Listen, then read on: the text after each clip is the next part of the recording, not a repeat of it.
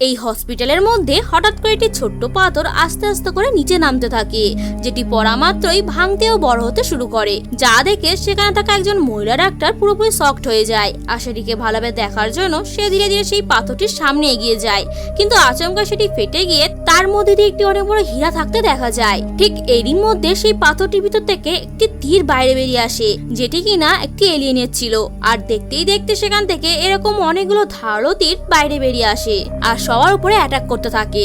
সেই মহিলা ডক্টরটিও এটা দেখে সেখান থেকে পালাতে যায়, কিন্তু তার আগেই সেই তীরটি তার পিঠে ঢুকে যায় আর এক এক করে সমস্ত তীরের আঘাতে সবাই আক্রান্ত হতে থাকে। ঠিক সেই সময় আর একজন ডক্টর সেটা দেখতে পেয়ে একটি রুমে দৌড়ে গিয়ে লুকিয়ে পড়ার চেষ্টা করে, কিন্তু তবুও সেই তীরটি দরজা ভেঙে তার উপরেই অ্যাটাক করে দেয়। তখনই সেখানে থাকা একটি বাচ্চা মেয়েকে সেই তীরটি অ্যাটাক করতে যায়, কিন্তু তার বদলে একটি লোক সামনে চলে আসে আর সেটি তার মাথার মধ্যে ঢুকে যায়।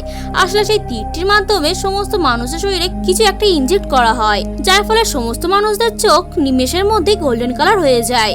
আর সেই তীরগুলো আবারও সেই পাথরের মধ্যে ফিরে গিয়ে সেটি আগের রূপে চলে আসে আর সমস্ত মানুষ নর্মাল ভাবে চলতে থাকে, যেন তাদের সাথে এতক্ষণ কিছুই হয়নি।